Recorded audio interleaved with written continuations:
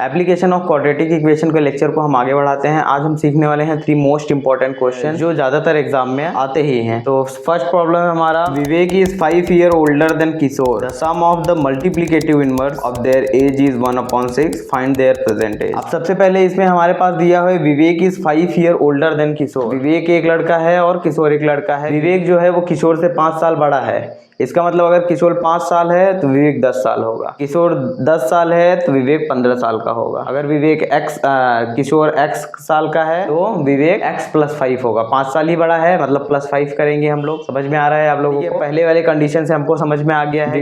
किशोर के एज को हम लोग अज्यूम करेंगे और विवेक की एज उसमें +5 कर देंगे तो हमारे पास विवेक की एज आएगी। अब बोल रहे the sum of multiplicative inverse. Multiplicative inverse को रेसिप्रोकल भी बोल सकते हैं। रेसिप्रोकल यानी कि सम तो करना है लेकिन मल्टीप्लिकेटिव इनवर्स करना है। मल्टीप्लिकेटिव इनवर्स क्या होता है? 1 कर दो उसको, यानी कि उसको उल्टा कर दो। जैसे x + 5 है तो उसको 1/x + 5 कर दो। रेसिप्रोकल होता है ना, वही मल्टीप्लिकेटिव इनवर्स है। इसका मतलब क्या है, हमारे पास 2 एज मिल गई है, 2 एज का रेसिप्रोकल करके उसको सम करेंगे तो 1/6 आएगा और उसी को सॉल्व करेंगे तो हमारे पास इक्वेशन हमारा बन जाएगा। यहाँ तक आ गया समझ में कैसे करना है हम लोग को? अभी देखो अज्यूम करने में, अब अज्यूम मैं विवेक की एज को भी x कर सकता हूँ और किशोर के भी एज को x कर सकता हूँ, लेकिन जो छोटा रहता है उसकी एज को हमेशा अज्यूम करना रहता है। क्यों अज्यूम ऐसा करना रहता है? अगर मैं छोटे वाले को x लूंगा तो बड़ा वाला क्या हो जाएगा? x + 5 हो जाएगा। पॉजिटिव नंबर ज्यादातर हम लोग को अच्छा लगता है, लेकिन अगर मैं बड़े वाले को x ले लूंगा, जैसे कोई 10 साल का है और कोई 5 साल का है, मतलब 5 साल छोटा है उससे, तो 10 - 5 करना पड़ेगा। तो अगर वो x का है तो x -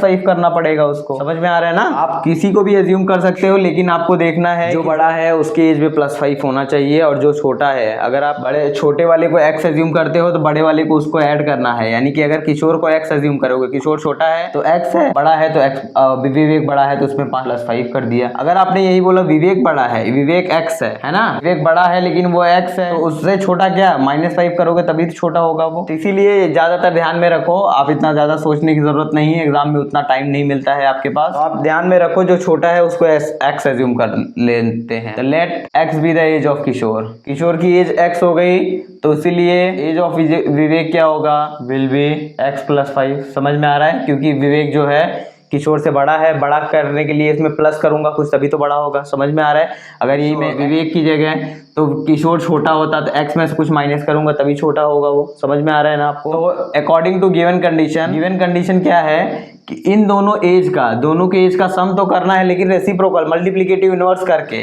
तो 1/x करूंगा, मल्टीप्लिकेटिव इनवर्स x का किशोर के एज का 1/x हो जाएगा, विवेक के एज का 1/x + 5 हो जाएगा। समझ में आ रहा है? ये आता है 1/6। ठीक है। अभी क्या करना है, क्रॉस मल्टीप्लाई कर देता हूं मैं। क्यों कर रहा हूं मैं? क्योंकि मेरे को क्वाड्रेटिक इक्वेशन बनाना है। तो ये आ जाएगा x + 5 का मल्टीप्लाई इसके साथ किया, इसका मल्टीप्लाई इसके साथ किया और दोनों का x² + 5x हो जाएगा, 1/6 हो गया। 6 को इस साइड में लेके आऊंगा, ये 2x + 5 कर सकता हूं मैं इसको, 2x + 5 x² + 5x हो जाएगा = 1/6। 6 को इस साइड मल्टीप्लाई करूंगा तो 12x + 30 = x² + 5x। समझ में आ रहा है? सबको इस साइड में लेके जाता हूं मैं तो क्या हो जाएगा?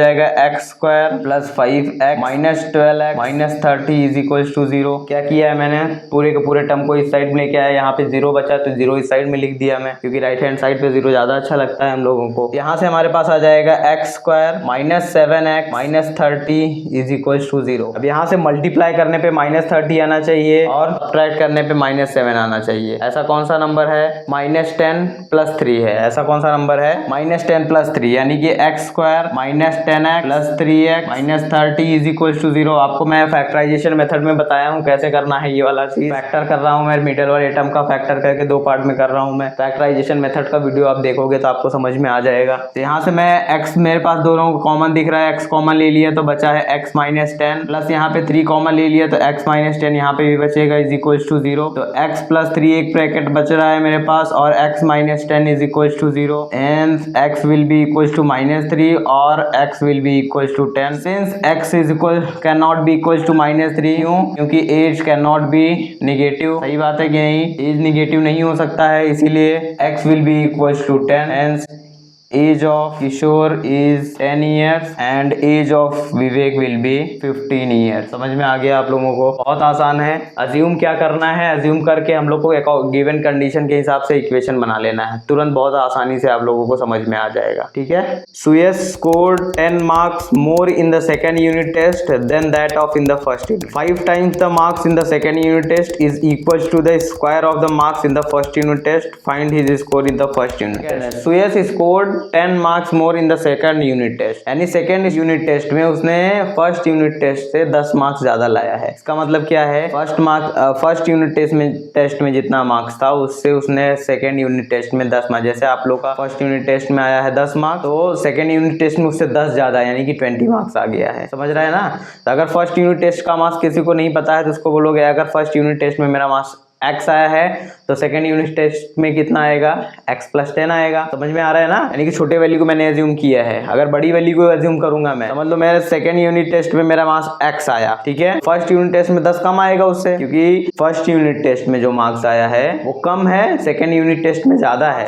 एज्यूम कर लो आप लोग का 20 मार्क्स आया है सेकेंड यूनिट टेस्ट में, 10 मार्क्स आया है फर्स्ट यूनिट टेस्ट, ठीक है। तो अगर मैं 20 मार्क्स है और मुझे फर्स्ट यूनिट टेस्ट का निकालना है तो -10 करूंगा ना। अगर मेरे पास जो मार्क्स दिया हुआ है, यानी कि अगर मैं एज्यूम सेकेंड यूनिट टेस्ट को करूंगा तो मुझे फर्स्ट यूनिट टेस्ट का निकालने के लिए माइनस करना पड़ेगा, क्योंकि वो कम है। क्वेश्चन में एकदम क्लियर कट लिखा हुआ है कि सेकेंड यूनिट टेस्ट में जो मार्क्स है वो 10 मार्क्स ज्यादा है फर्स्ट यूनिट टेस्ट से। तो फर्स्ट यूनिट टेस्ट में अगर x ले लिया तो सेकेंड यूनिट टेस्ट में x + 10 कर देंगे। समझ में आ रहा है? और उसके बाद बोल रहा है 5 times the second unit test, 5 times करो सेकेंड यूनिट टेस्ट का, वो फर्स्ट यूनिट टेस्ट के स्क्वायर के बराबर है। तो जैसे ही मैं क्वेश्चन करूंगा तो आप लोगों को समझेगा। ये क्वेश्चन नंबर 2 है, ये बहुत मोस्ट इंपॉर्टेंट है। क्वेश्चन थोड़ा लेंथी दिख रहा है लेकिन आसान है बहुत ज्यादा। Let x be his marks in first unit test. क्यों लिया मैंने, समझ में आया ना आप लोगों को? तो his marks in second unit test, अगर फर्स्ट यूनिट टेस्ट में x आया है तो उसमें 10 ज्यादा करूंगा, 10 ज्यादा करने के लिए क्या आएगा, x + 10 आ जाएगा। समझ में आ गया? फर्स्ट यूनिट टेस्ट में इतना मार्क्स है, सेकंड यूनिट टेस्ट में इतना मार्क्स है, तो according to given condition 5 times second unit test का 5 टाइम्स करो, 5 times x + 10 will be equals to first unit test का स्क्वायर कर दो। समझ में आ रहा है? तो 5x + 50 is equals to x², तो x² - 5x - 50 is equals to 0। ये हमारा इक्वेशन बन गया। आसान है कि मैंने सबको इस साइड में लेके आया, यहाँ 0 था उसको राइट हैंड साइड में शिफ्ट कर दिया। समझ में आ रहा है यहाँ तक? मल्टीप्लाई करने पे -50 और सब्ट्रैक्ट करने पे -5 आएगा। 10 5 = 50, -10 + 5 करेंगे तो x² - 10x + 5x - 50 is equals to 0। ये वाला प्रोसेस मैंने फैक्टराइजेशन में बताया है, आप देख सकते हो। तो यहाँ से x कॉमन लूंगा तो x - 10 + 5 कॉमन लूंगा तो x - 10 is equals to 0। x + 5 फिर भी एक ब्रैकेट बनेगा, x - 10 दूसरा ब्रैकेट बनेगा, 0 हो गया। क्या किया है मैंने, x - 10 को ही कॉमन ले लिया है तो यहाँ पे बचा x प्लस दूसरे पास बचा 5। समझ में आ रहा है? अभी मार्क्स देखो, उसने बताया नहीं है कि निगेटिव मार्क्स है कि नहीं है। तो अगर निगेटिव मार्क्स ऐसा मेंशन किया रहेगा तो मार्क्स निगेटिव भी चलेगा, तब निगेटिव को लेके चलोगे, नहीं तो हमेशा पॉजिटिव में देखोगे। आप जब तक 10th में हो आपका नेगेटिव मार्किंग होता नहीं है। तो मैं क्या करूंगा, since x can not be equal to -5, marks can not be negative, होता है लेकिन इसमें मेंशन नहीं किया है निगेटिव मार्किंग। अगर निगेटिव मार्किंग मेंशन किया रहता तो मैं क्या करता, -5 लेता और 10 दोनों ले लेता। Hence his marks in first unit test is 10 mark and in second unit test is 20 mark। समझ में आ रहा है आप लोगों को? क्या करना है, अज्यूम करना है। अज्यूम जैसे ही एप्लीकेशन तो सबसे आसान होने वाला है आप लोगों के लिए, खाली थोड़ा सा ध्यान देना है। जो छोटी वैल्यू है उसको अज्यूम कर लो, बड़ी वैल्यू आपको क्वेश्चन में दिया रहेगा बड़ी वैल्यू कैसे निकालनी है। छोटी वैल्यू को एक x अज्यूम कर लिया, बड़ी वैल्यू बोल रहा है 10 उससे ज्यादा है, उससे ज्यादा है 10 का मल्टीप्लाई नहीं करना है। अगर ज्यादा निकालना है, ज्यादा रहेगा तो +10 करना है। समझ में आ रहा है ना? तो x + 10 हो जाएगा यहाँ पे। फर्स्ट कंडीशन में आपको दोनों वेरिएबल के बीच में रिलेशन दिखाएगा और सेकेंड कंडीशन में आपको वही इक्वेशन बना देगा, इक्वेशन बन जाएगा। इक्वेशन जैसे ही बना, आपने फैक्टराइजेशन से सॉल्व किया, आपका आंसर आ गया। याद क्या रखना है आपको इसमें कि जो छोटी वैल्यू रहेगी उसको हमेशा x एज्यूम करो। ऐसा मैं नहीं बोल रहा हूँ कि उसको करो ही, आप लोग इसको भी कर सकते हो, लेकिन थोड़ा सा टफ हो जाएगा। अगर मैं इसको सेकेंड यूनिट टेस्ट में अगर x ले लेता हूँ तो फर्स्ट यूनिट टेस्ट में उससे 10 कम है तो x - 10 करूंगा यहाँ पे। फिर भी वैसे ही करूंगा तो सेकेंड यूनिट टेस्ट में 5 × x करूंगा, यहाँ पे x - 10 का होल स्क्वायर करूंगा। समझ में आ रहा है? तो वो थोड़ा सा टफ हो जाता है, इसलिए हमेशा याद रखो छोटी वैल्यू को x एज्यूम करो। जैसे जैसे आप बड़े होते जाओगे आप लोग समझते जाएगा क्यों ऐसा किया हुआ है। वैसे भी बता ही दिया है क्यों मैंने किया है, क्योंकि x - 10 का होल स्क्वायर करता तो थोड़ा और लेंथी हो जाता है। इससे अच्छा है मैं क्या करूँ, x का ही कर लूँ। नेक्स्ट प्रॉब्लम है हमारे पास,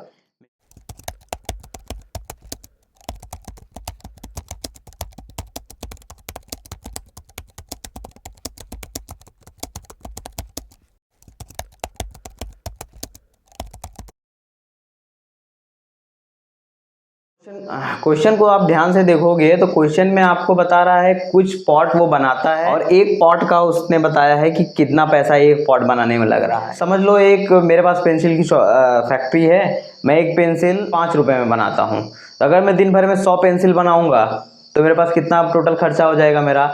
100 को मल्टीप्लाई करोगे 5 से, 100 और मल्टीप्लाई 5 क्या कर रहे हो, जितना नंबर ऑफ पेंसिल मैं बना रहा हूँ, नंबर ऑफ पेंसिल, उसको मल्टीप्लाई कर रहे हो किससे, वन पेंसिल के प्राइस से। यानी कि 5 रुपए एक पेंसिल का था, एक बनाने में खर्च था, 100 पेंसिल बनाया तो मेरे पास 500 का खर्च आ गया टोटल। समझ में आ रहा है। यानी कि जितना नंबर ऑफ पेंसिल रहेगा उसको मल्टीप्लाई करोगे कॉस्ट ऑफ वन पेंसिल से, तब टोटल आएगा। तो क्वेश्चन में आप ध्यान से देखोगे तो टोटल कॉस्ट दिया हुआ है हम लोग को। टोटल क्या दिया हुआ है कि एक दिन में टोटल बनाने में, एक दिन में जितना वो पॉट बनाता है उसको मल्टीप्लाई कर दो एक पॉट के खर्चे से, तो टोटल खर्चा उसने बताया 600 रुपए आता है। समझ रहा है थोड़ा बहुत यहाँ तक। तो उसने पॉट भी लिया हुआ है, अभी कितना पॉट बना रहा है वो भी हमको नहीं पता है, और एक पॉट का पैसा कितना है वो भी हमको नहीं पता है, लेकिन बताया है दोनों को मिला के जितना खर्चा होता है। यानी कि जितना उसने बनाया है पॉट और एक पॉट का जितना पैसा लग रहा है, दोनों के बीच में रिलेशन दिया हुआ है। मुझे सबसे पहले लगेगा कि कितना वो बनाता है दिन भर में, है ना, क्योंकि उससे ही मल्टीप्लाई करूंगा, किसको मल्टीप्लाई करूंगा, एक पॉट के खर्च का।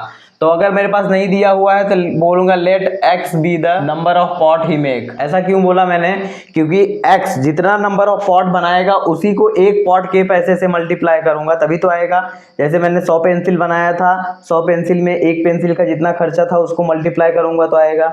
अभी एक पेंसिल का उसने खर्चा भी बताया है कि price of making, cost price of making one pot, क्या बताया है उसने, cost price of each pot का कॉस्ट प्राइस उसने क्या बताया पता है कि 40 मोर देन मतलब कि प्लस 40 करो, किसमें प्लस 40 करो, 10 times total number of pot he make, मतलब कि टोटल नंबर ऑफ पॉट उसने कितना बनाया है, 10x करो। समझ में आ रहा है ये कहां से आया है, यही मेन इंपॉर्टेंट है। कॉस्ट प्राइस ऑफ ईच हम लोग को क्या क्या चाहिए, दो चीज। अभी 600 दिया हुआ है टोटल, हम लोग का खर्चा अगर 600 दिया है, टोटल खर्चा निकलेगा कैसे, जितना वो बनाएगा पेंसिल, जितना वो पॉट बनाएगा उसको मल्टीप्लाई करोगे एक पॉट खर्चे से। जैसे मैंने 100 पेंसिल बनाया था और एक पेंसिल पे 5 था तो टोटल 500 मेरा खर्चा आ रहा था। वैसे ही वो जितना पॉट बनाएगा x है, उसको मल्टीप्लाई करूंगा एक पॉट के खर्चे से। एक पॉट के खर्चे से जैसे ही मल्टीप्लाई करूंगा तब मेरा 600 आएगा। तो एक पॉट का खर्चा के लिए उसने बताया, हिंट दिया हुआ है, एक cost price of each pot उसने बताया है कि 40 मोर देन, यानी कि प्लस 40 है, लेकिन किससे प्लस 40 है, 10 times total number of pot he make, यानी कि टोटल नंबर ऑफ पॉट मुझे चाहिए था और एक पॉट का खर्चा मुझे चाहिए था। तो अभी गिवन कंडीशन से क्या समझ में आता है, अकॉर्डिंग टू गिवन कंडीशन क्या है हमारे पास। अभी उसने बोला नहीं है x और 10x प्लस 40 को मल्टीप्लाई करो, लेकिन मैं कर रहा हूँ। क्यों कर रहा हूँ पता है, क्योंकि मेरे को टोटल खर्चा निकालने के लिए x पहले ही बताया था, जितना वो बनाएगा मैंने बताया था 100 का मल्टीप्लाई मैं 5 के साथ करूंगा तभी मेरा टोटल खर्चा निकलेगा 500 का। यानी कि total number of pot, total number of pencil को एक पेंसिल के प्राइस से मैं मल्टीप्लाई करूंगा, तो टोटल नंबर ऑफ पॉट को एक पॉट के खर्चे से मल्टीप्लाई करेगा तो वो आता है 600। समझ में आ गया ये रिलेशन कैसे आया है। कोई डाउट रहेगा तो आप बता सकते हो, नहीं समझ में आया तो फिर से एक बार मैं और ट्राई करता हूँ। तो सबसे पहले मुझे समझ में आया है कि उस पूरे क्वेश्चन में उसने मुझे टोटल खर्चा बताया है, एक दिन का खर्चा। एक दिन का खर्चा कैसे निकलेगा, दिन भर में जितना पेंसिल बनाया, पेंसिल के एग्जाम्पल से समझो तब थोड़ा सा ज़्यादा अच्छे से आएगा। दिन भर में उसने जितना पेंसिल बनाया है और एक पेंसिल के प्राइस से अगर मैं मल्टीप्लाई कर दूंगा उसको, समझ लो 100 पेंसिल बनाया है और एक पेंसिल बनाने में 5 रुपए खर्च है तो 500 हो जाएगा। कैसे होगा, जितना पेंसिल बनाया है एक पेंसिल के दाम से मल्टीप्लाई कर दिया। तो वही तो मैंने किया है। सबसे पहले कितना वो पॉट बना रहा है वो बोलना है, उसको एक्स एज्यूम किया, और उसने कॉस्ट प्राइस में थोड़ा हिंट दिया हुआ है, डायरेक्ट प्राइस नहीं दिया हुआ है। कॉस्ट प्राइस में हिंट क्या दिया है, 40 more than 10 times of total number of pot he make. ठीक है, तब इन दोनों का मल्टीप्लाई करोगे। आप लोग को खाली ध्यान देना है कि आपको 600 कैसे आएगा। 600 आने के लिए कॉस्ट प्राइस पता रहना चाहिए, टोटल नंबर ऑफ पॉट पता रहना चाहिए। दो चीज जब आपको पता रहेगी तब आप कॉस्ट प्राइस निकाल सकते हो दिन भर का। समझ में आ रहा है। यहाँ से मैं x का मल्टीप्लाई करूंगा तो 10x square plus 40x minus 600 is equal to 0। 10 से डिवाइड करूंगा तो मैं क्या हो जाएगा, x square plus 4x minus 60 is equal to 0। Multiply करने पे माइनस 60 और प्लस सब्ट्रैक्ट करने पे 4 आना चाहिए। ऐसा कौन सा नंबर है, प्लस 10 माइनस 6, तो x square plus 10x -6x minus 60 is equal to 0। Factor किया है मैंने इसी टर्म को, x लिया कॉमन, x प्लस 10 आया, -6 कॉमन लिया, x प्लस 10 आया इज इक्वल टू 0। तो x माइनस 6 एक ब्रैकेट बनेगा, x प्लस 10 दूसरा ब्रैकेट बनेगा 0।